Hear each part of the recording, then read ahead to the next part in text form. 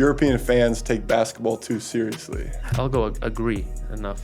You go strongly disagree. Wow. Yeah, fans caring about their team winning and it being more of a country versus country battle, especially in Europe, is a valuable thing. You know, there's a reason why it's called the second strongest league in the world.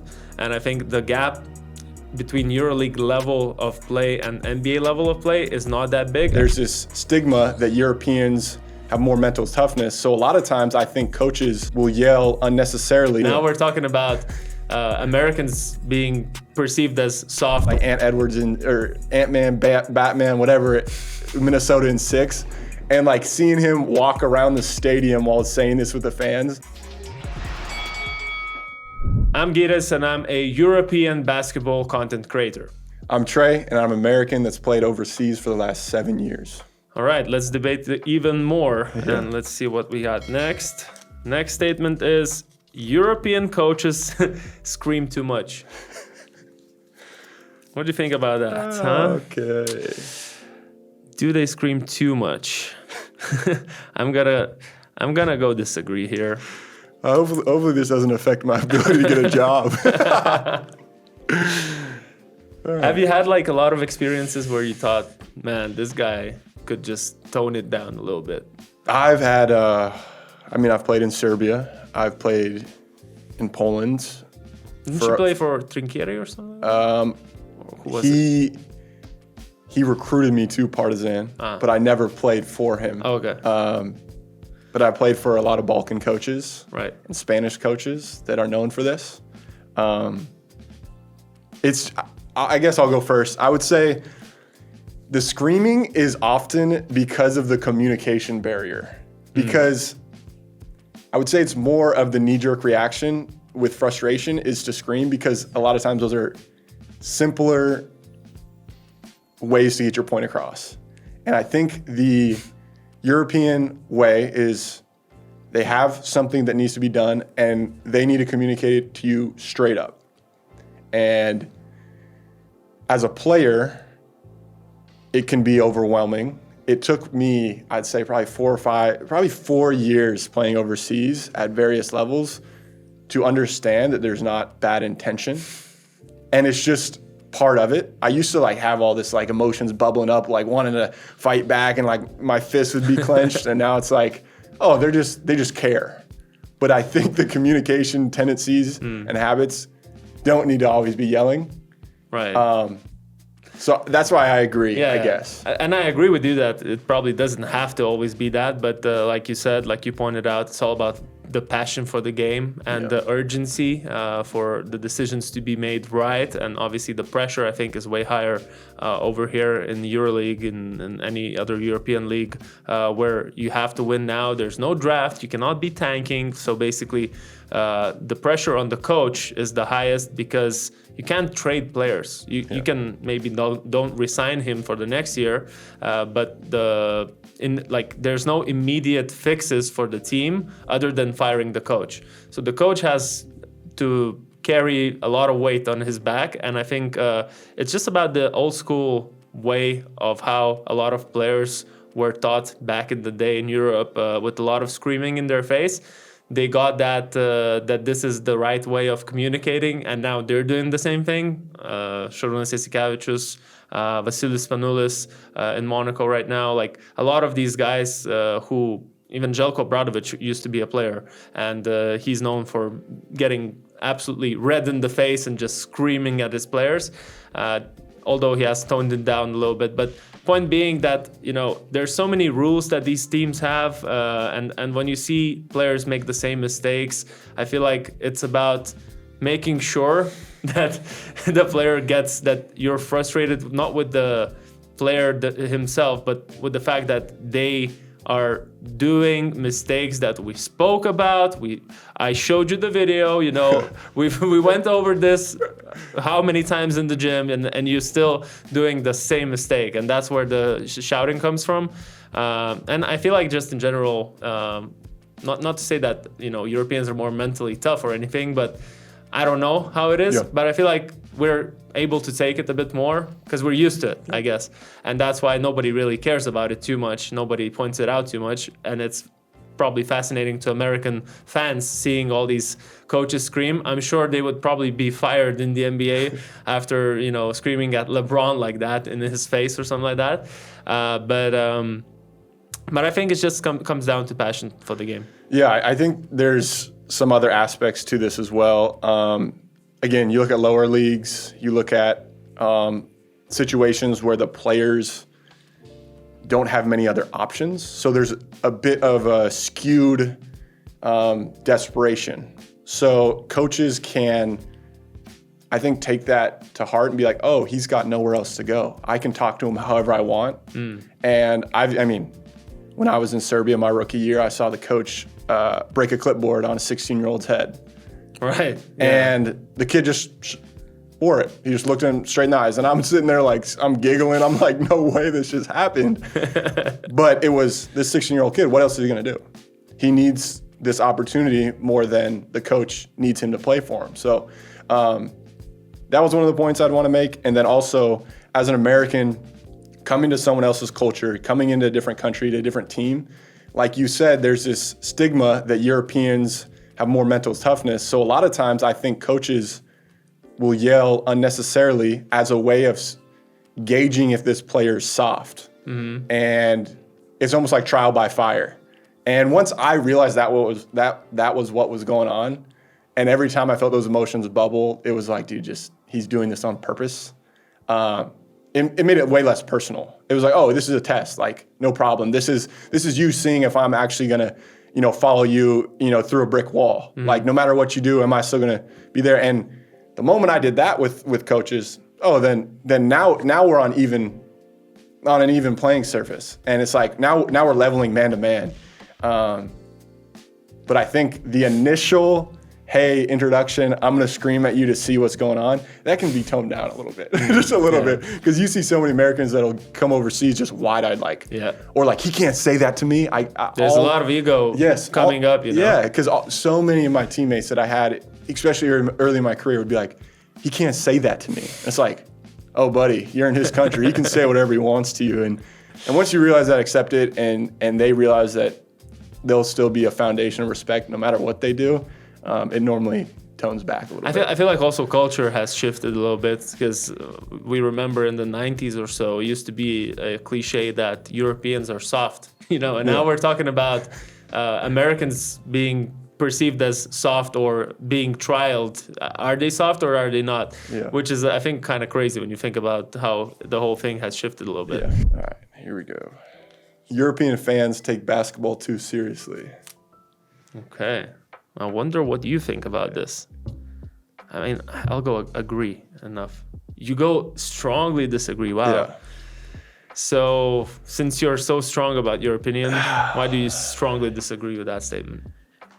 I think at the basis of it, caring about something bigger than yourself is a cool and good thing.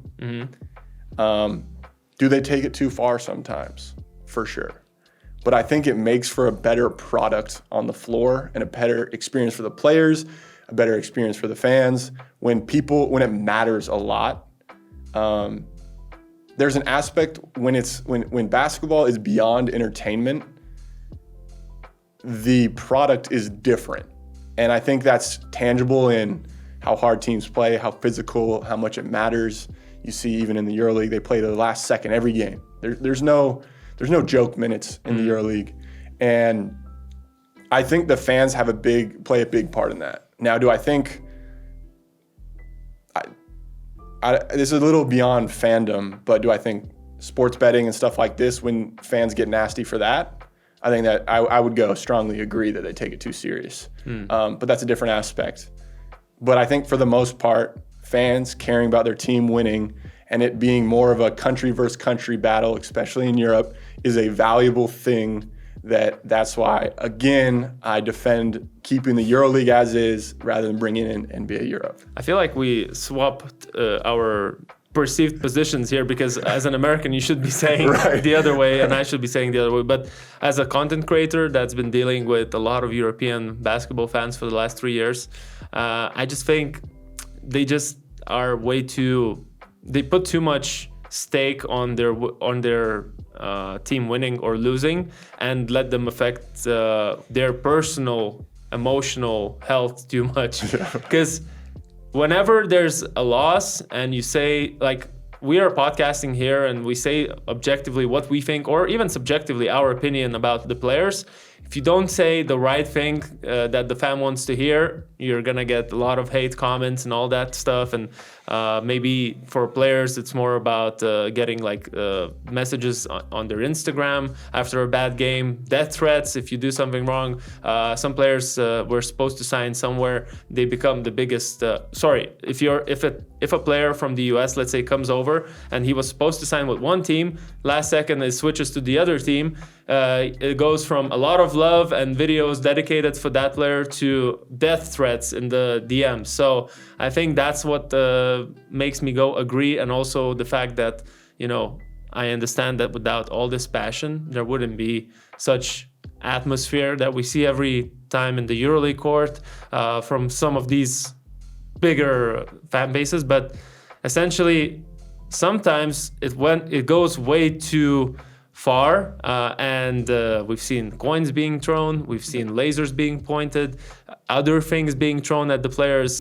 We were at Kevin Punter's flat once in Belgrade, Serbia, and he said he had to essentially move to a completely different flat, and we couldn't film around the area and put it in our vlog because he said all the fans just figured out where he lived, and they would just come knock on the door or just like follow him. Yeah. So like the fanaticism, or whatever it's called, when you're like too fanatic about something, I feel like it can go, over the line sometimes. Yeah. So that's why I'd be in the middle, just because of there's two sides. Yeah, I think you see that same issue with celebrities in the U.S. Same thing would happen if LeBron showed the driveway to his house. Something could easily happen. But I think with everything that's good, there's going to be people on the fringes that are just crazy. And it's like you can't make your full decision on the crazies. But anyways, anywho. American players underestimate the EuroLeague until they actually play in it.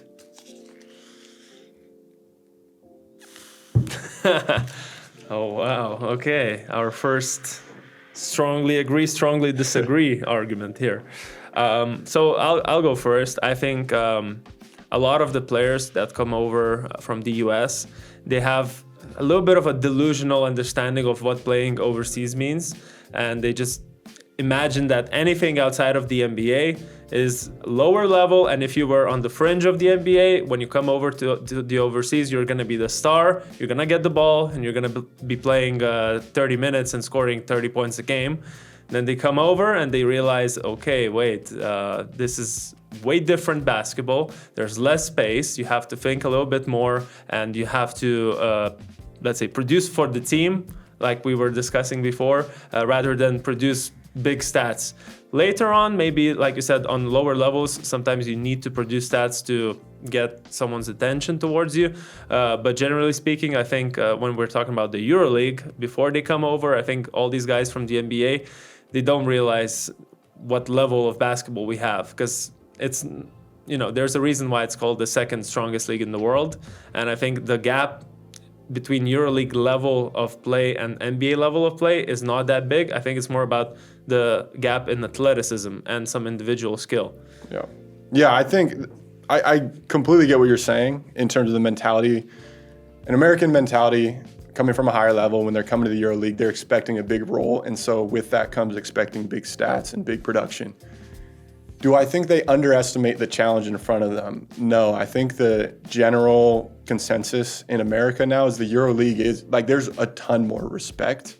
I think why we see a lot of Americans struggle at the start when they come over is not because of the underestimating the competition, it's the adjustment to the differences in the game. It's more of that, the American game versus the European game, what we've talked about so many times about different continuities, the different rules, and these things are why the struggle happens at the start.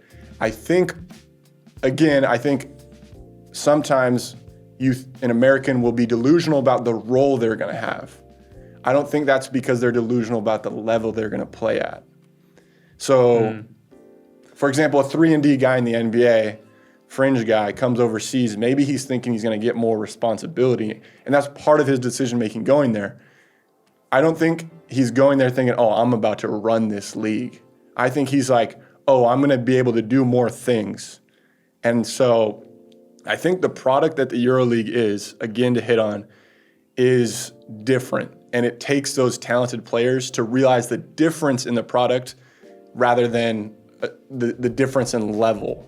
You know what I'm saying? Yeah. I just think it's a difference between guys that did their research and their homework and those that didn't. And the ones that don't, they come over, they sign with the, let's say, bottom team of the EuroLeague, and their first statement to the media is usually, we're going to win the championship. And like, you just don't understand the situation sometimes. It seems you don't know that you're playing for Asvel Villeurbanne or whatever team that's struggling for the last 5 years. You come over and I guess you gotta say it, maybe it's the media training, but it just looks delusional from the side. You just think, does this guy even know where he signed? Does he know what role he'll have? Like what kind of a game we're playing here and stuff like that. So I think that's where my strongly agree comes from, because there are definitely a lot of people who, I feel like the homework is not done most of the time because agents are not willing to offer Europe as an alternative. A lot of players that can make it to the NBA, they don't even want to consider overseas because it's like, I don't know, it's not cool. Like if you go away from the US to play overseas, it seems like the option C, not option A, let's say. It's more of or plan B, let's say. And I think a lot of the NBA guys, at least from what I've heard from the insiders, they're just, the agents are almost scared to offer those options in Europe, just so the player doesn't want to fire them, essentially. Yeah. And then when they eventually do say that, okay, look, you're going to have a nice contract, there's good facilities, a good team, a great city, they come over, without considering really what it is to play in Europe. Yeah, I think the reason that agents don't want to offer that option is not because it's a bad option in the player's eye. Is because if you offer that option, you're essentially telling your client that this may be the death of your NBA aspirations. Yeah. So the anger's more from the death of the NBA aspirations, not the quality of the alternative they're offering. Yeah. The NBA is more fun to watch than the EuroLeague. Okay. I forget what was I thinking? What were you thinking? Because the NBA is more fun to watch than the EuroLeague. I'll go strongly disagree. So you're saying... I'm saying the EuroLeague is more fun to watch. You're saying the NBA is more fun to watch. Strongly. Okay. I swayed you a little bit. Okay, well... Wait, before we get into this, are we talking about the whole product of the NBA? Or? Yeah, everything. Okay. We're talking about everything, yeah. Because I'm saying you get to the playoffs. Uh-huh. NBA basketball is tough to beat. Right. And there's more of it. So their storylines are more developed, where in the EuroLeague, you get to the Final Four. And you have eliminate the same, you get to the Final Four of NCAA tournaments. Yes. But I'm with you. A 7-game series, so much can happen. So you get to that game 7, it's like, oh my gosh, they just battled for 6 games. Everything comes down to this. Whereas the EuroLeague Final Four, it's like the storyline between the two teams is not as intertwined. I think that's a better thing in the NBA. But if we're going game to game, I'm probably going the EuroLeague with strongly agree. Okay. With strongly disagree. I would say the EuroLeague is much more fun to watch game to game. A random Tuesday, I'm more entertained than a random Tuesday NBA game because the way the EuroLeague's structured, I think the NBA has to take some of this into consideration. Yes, it's a shorter season, so you're going to make less money. There's less games. But every game is way more engaging. Every game matters more. You see players. I don't think NBA players coast. I don't think that. I think that's an exaggeration. Okay. I think the demand of an 82-game season forces you to be more picky when you're going to really go. I don't think it's like I'm just trying to chill. But the EuroLeague doesn't have that. Like every game, you have to battle. But I think that aspect also makes some of like the lower budget teams that don't have 2-3 guys deep in their bench that they can kind of rotate in and out, makes it really tough for them. And then it also makes it really tough in their domestic league. I mean, when I was in Germany, Berlin and Munich, like they're losing games in the regular season because like the demand of it. So if we're going to talk about, let's say a Bayern Munich, do they coast in the domestic league games? For sure. Yeah, that's true. That's true. So like an NBA team, they got to coast some of those games. Yeah. You argued for my side for some reason. I'll argue for your side as well, because obviously sometimes in the EuroLeague, because of the tougher defense, because every game matters, there's more intensity, a little bit less individual offensive talent. You have some games that are really not fun to watch. The defensive slugfest where you have the final score of 61-59, Yeah. So I agree that, there's good on both sides, but I think the NBA as a whole product is more about entertainment, dunks, stars, all these glamorous things. And I think when it comes to the EuroLeague or European basketball in general, it's more about pure basketball. So for a pure basketball fan, I think it's way more fun to watch EuroLeague games where you see tactics, where you see strategies, game-to-game adjustments. Now there are more games in the EuroLeague, so there's a bit less time to prepare, but still, I feel like every game, a lot of teams prepare specific game plans for the other team, and then you see different lineups being thrown in, and you see obviously the effort level is higher, I think, on an average in the regular season for sure, because in the NBA it's about the beginning of the season. You establish who are these guys that are contenders, who are the guys that are going to be competing for the play-in, and then the tanking teams, they kind of filter out, and then it's boring. Anytime there's a game with any of those teams, it's really boring. With the EuroLeague, I feel like competition is always very close. We had this situation, I think, last year when the first seed and the 15th or 14th seed, they were only separated by like 2 or 3 wins or something like that. And that happens a lot of times, not at the end of the year, but like in the middle of the year.